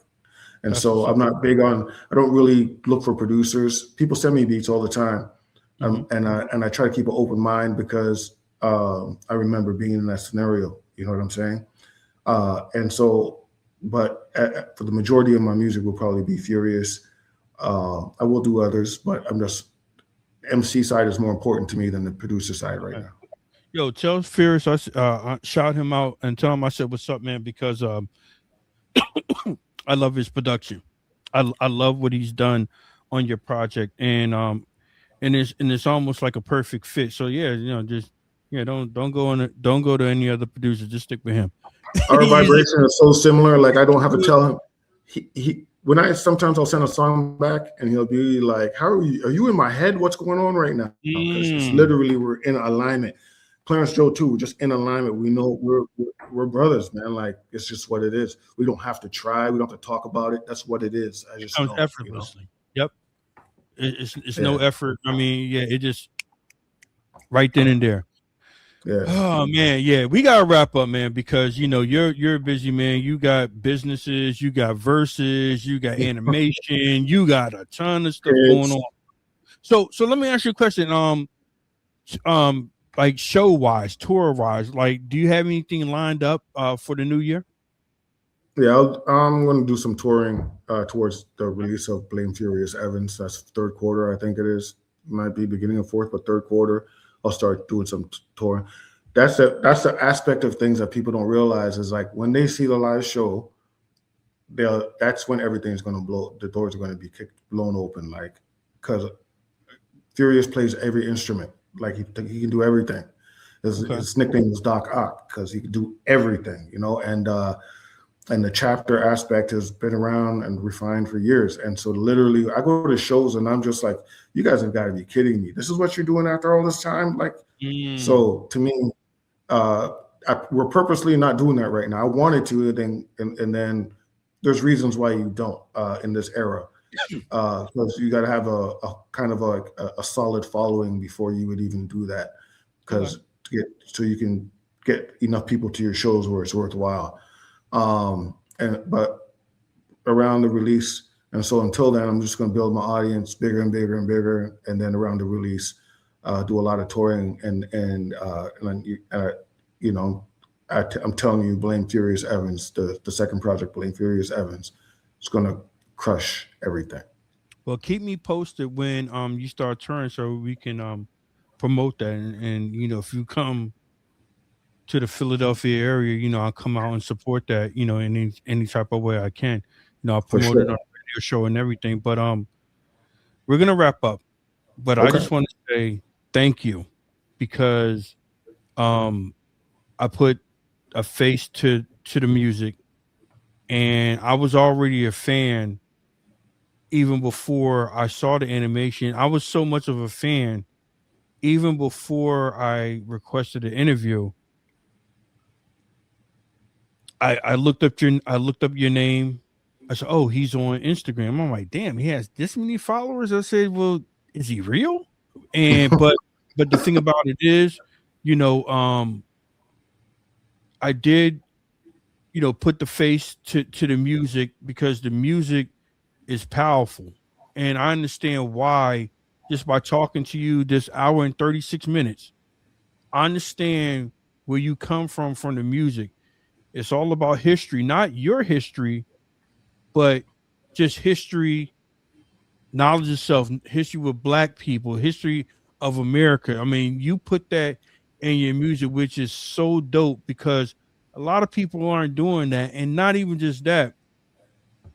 With this project that's out right now, you do have MCs up there and they came correct. Not saying they don't come correct, in their music, in other projects, but they knew the type of guy that you were, how you felt, and what you stood on, and they came correct with the verses, and like this self-entitled Errol Eats Everything is super dope. I thank Sean for putting me on to you because it was like Appreciate it. it was like a couple people. I was just like, no, I want an interview with this guy. Sean's like, I don't know. But then everything aligned up. Sharif hit me up. Bro, Errol, you want to interview with him? Like, hell yes. I've been asking for an interview for like 2 months now. And now, just putting a face to the music and your backstory growing up in Canada, not bouncing around, but just moving from Bouncing around. okay. I see that, And just taking everything in, dealing with, you were a standout football player, and then that was one of your aspirations, and then hip hop was like your love, so you pursued that, and you took it a step further, and you're IT guy, and you know how to deal with analytics and just anything dealing with computers, which is super dope, which is actually beneficial to what you're doing right now. It all fits in together, and you moving from Vegas to upstate New York to Brooklyn, and from Brooklyn it was just a floodgate open, and you just wanted to get all this knowledge, and you got all this knowledge, and you was like, yo, I got all this knowledge. What am I going to do with it? I'm going to put it out on a record. Not just one record, a whole project. And that is super dope. And I'm not gonna bullshit you. You duped us all because the animation did not go with that, but I understand it now why you did that, and now you feel more comfortable now because now you're in a great space now, because sometimes we're not in that great space. But shout out to your wife and shout out to your producer, because they were, because they were like, yo, keep pushing. Why are you stopping? Keep putting, and they gave you that motivation, which we all need, because I know my wife does that with me. And, and now look at you. I mean, you have projects lined up. You had collabs that you thought, like, not saying that you never thought that you was going to get, but you got collabs that, I got Static Selector on a remix. I got Rome Streets. I got Planet Asia. I mean, not even just that. You have Blue. You have Brother Ali. Brother Ali that's my next hero. That's my next bucket list, bro, because like this guy is truly amazing. Shay Noir, let me tell you something about her. I don't know her from a can of paint. She is super dope. I'm gonna tell you who you need to. Have you ever hooked up with Seven the Genius? No. You need to do a research on her. Super dope. So, but now look at you now, man. You're in New York. You finally are coming out of your show and finally making the music that you want to make, and it's a great impact on not just yourself, but you're talking about things. You're using your platform to address certain things that are happening now, and it's working, because at one point you couldn't do it. You had to rap about bullshit. You had to be a mumble rapper, in order to get put on. I feel like when I released it on February 11th, I felt like there was a shift in hip hop, because that Kendrick and Drake thing has happened, and I felt like there was a shift and everything started going niche, and I felt like we were in perfect alignment with this kind of a shift that was happening in hip hop. Me and Furious, when I say we, and then and so I feel like I held off for 2 years. If I released this album 2 years earlier, I don't think the reception would have been the same. Yeah, absolutely right. Right. I agree with you 100%. Now this is just the bonus question. You come from Canada, were you like Team Drake all the way? Yeah, were you Team Drake or were you Team Kendrick? I know that's a stupid ass question, but I got, I just had to throw that in there sarcastically. I'm going to be honest with you. I thought Kendrick lost the battle when he dropped that song.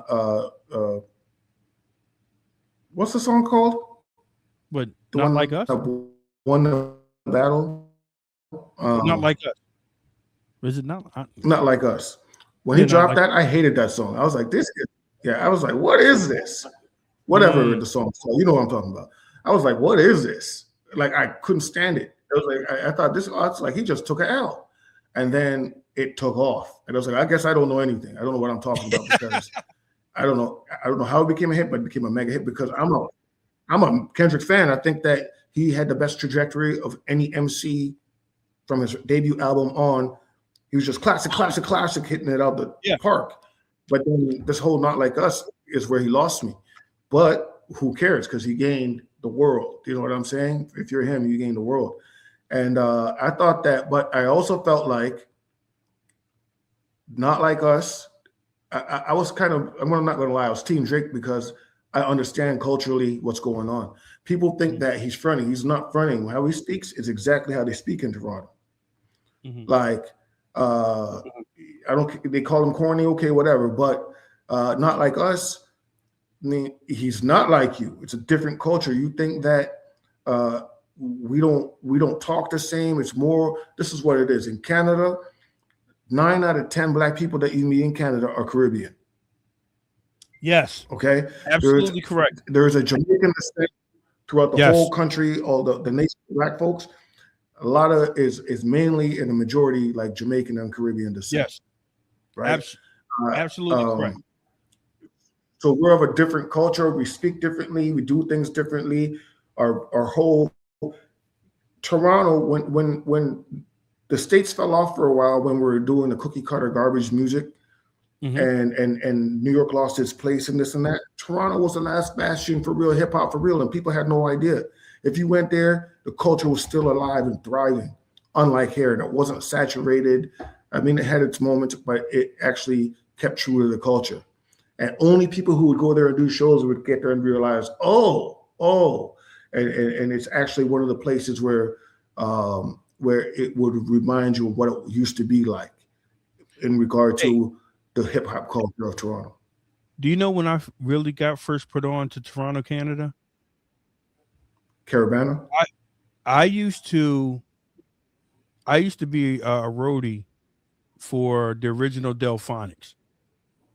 Oh wow! They had a show at the Caribbean Festival in the 90s in Toronto, Canada. Yeah, that shit blew my mind. Actually, shout out to Toronto, Canada, because that's where I started. I wanted to do radio. I was in college at a as a business administration. That was my major. So did a show in Canada. I was going to stay back in the room. They were like, "Nah, come to the radio station with us." I was like, "All right." So, I'm just sitting there at the radio station. They're doing the interview. I see the guy on the other side DJing.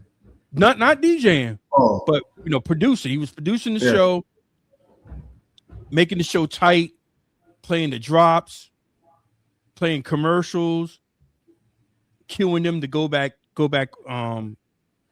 to break, off break. True. And I was like, yo, when I came back from that show in Toronto from the Caribbean Festival, I changed my major from business administration to communications. That's so that Caribbean Festival is called Caravana, and it's the first weekend of August every year. It's like it's for those who don't know that's the place to be. It's huge. It's like a carnival in probably the biggest carnival in North America. It's huge. Millions of people in the streets. Shout out to that, because that's why I changed my community, and rest is history. You see what I'm saying? But look, I want to thank you for coming on, man, because you gave us a background of of who you are and what you do and what you're about to do, and I'll be honored to be on this ride with you and to support you any type of way I can. Thank you, man. Shout out to, like I said before, shout out to Sharif. He sent me the two songs, Stat Selector featuring Rome Streets, and he sent me the one with Planet Asia. Creases. Yeah, Creases Right. remix. Excuse me. And shout out to Sean Wiggs because he sent me the whole album and he sent me the singles along with it. And he put me on to why shit. I said, why I'm not playing this music? And to be honest, you've been in rotation probably. I played a song. I think I played your whole damn album on on my show. I think Wow. I picked a song every week, and I was just like, shit, I ain't got nothing else. And then what? Lo and behold, Sharif hit me up with these two joints. I was like, this back in rotation. You see what I'm saying? So Appreciate you. Yeah.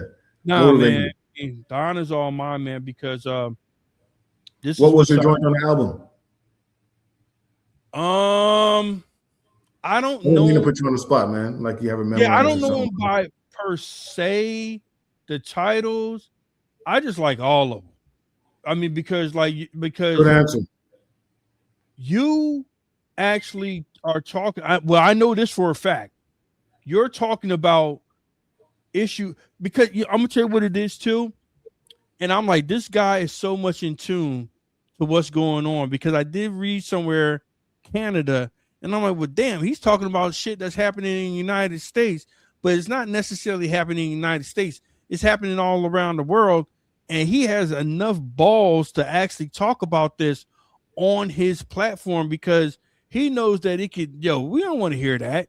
But no, it is a pocket. There is a lane for that.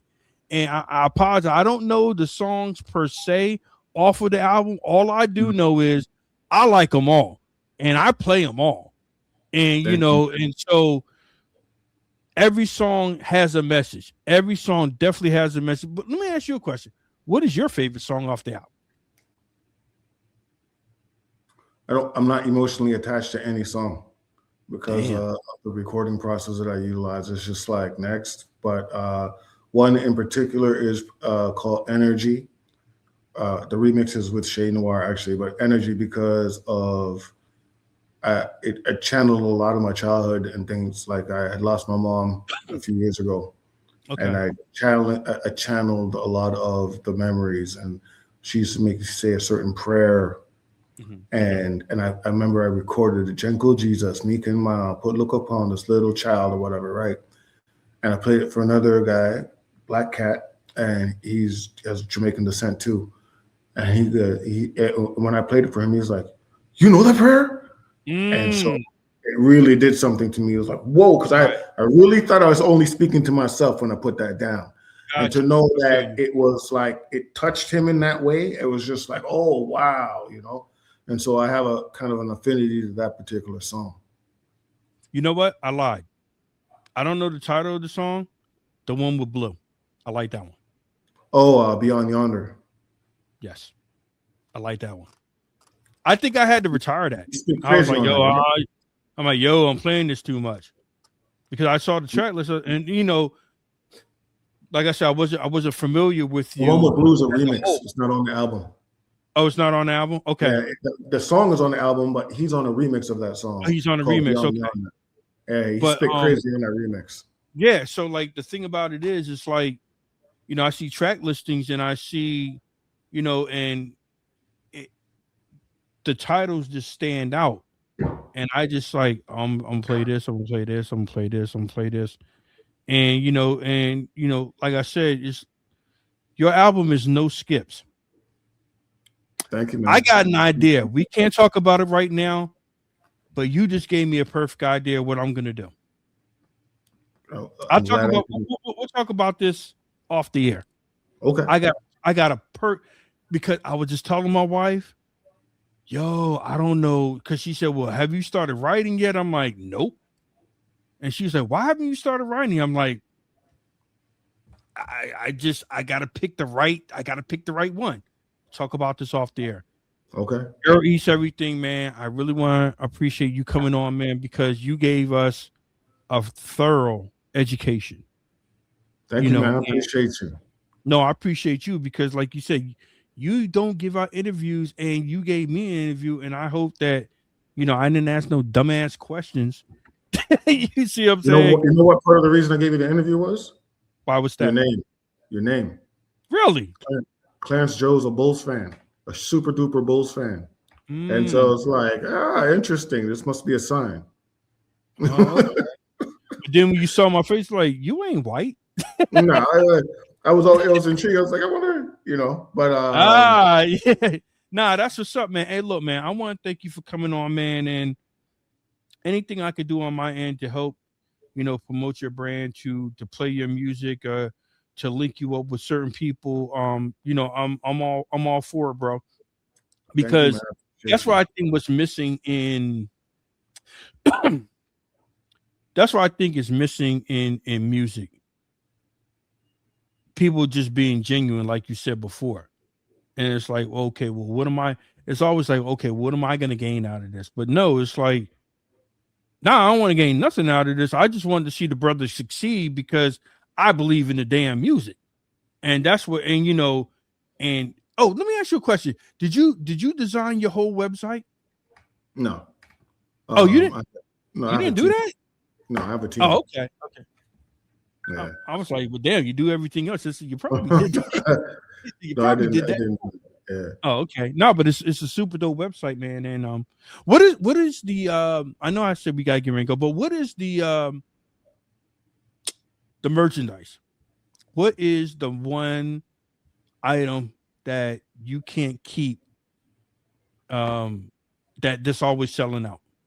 The shirt with the logo, with the cover of the album on it, with the eagle, with the gold chain and the gold fronts. Right. He's on the shirt right here, on a black shirt, and that everybody wants it. Also, I have a camouflage hat with Errol Eats Everything on it, with the logo shape, like on a 3-layered logo. Mm-hmm. The camo hat and the Errol Eats Everything black shirt usually are the ones that fly. That's what's up. That's what's up. Super dope, man. Hey, look, man. Get me your details offline, and I'll make sure to hook you up. You know what? I didn't even ask, and I appreciate you, brother. The music alone is so dope, but merchandise, hell yeah, why not? But I want to thank you for coming on, man, because it was motivational, it was inspirational, and I hope that we reach the masses with your music, and people, with your producer, with Sean, with Sharif, because Sharif don't take everybody. He doesn't promote a lot of people. Wow. But the people that he does promote, he believes in. And I seen it with my own eyes because I know Sharif for maybe like 14, 13 years. Everybody that he's promoted, they went on to really build their brand up. And I think this is gonna be, your brand is already built up, but I think it's gonna go to a next level, bro. I mean, of course you're on a Shade 4-5 now. You're on Sirius XM. They're playing you. I know that for a fact. And for me to have the music along with Static Selector and DJ Eclipse, I was like, well, damn, I must be doing something right. They give me the damn music too. You know what I mean? So, but no, I want to thank you for coming on, man. And anything you want me to do on my end, just let me know, and I'm gonna be right there. Thank you so much, man. I'll take you up on that too. Trust me. But trust me. Nah, I don't bullshit, bro. It's like, yo, what do you want me to do? I'll do it. You want me to promote something? Let's do it. Thank you so much, man. Thank you so much. It's an honor to do this show with you. And man, kind words, man. Stop, please. That's an honor for me, man, because I get more pleasure and enjoyment talking to artists that I play on my show And sometimes, like, if you do a radio interview, it only lasts but so long, and it's very so short. But like these podcasts, you could get more in depth in detail, and more information will be put out. And that's why I want to do Side B TV, because there's some things that I can't say on the radio, meaning that it's not enough time. It's really not enough time to have a real good interview with somebody. You just talk about the music. Okay, let's play your music. That's it. So, but I want to thank you for coming on, man. Like I said, anything you need for me to do on my end, I'm always there, bro. Thank you so much. Okay, hold on for 1 minute. And that is gonna do it for me, man. I want to thank Errol Eats Everything for coming on. Sabi TV signing out, man. Hey, look, man, it's another great interview, and it's gonna be more in store. I'll talk to you guys next week.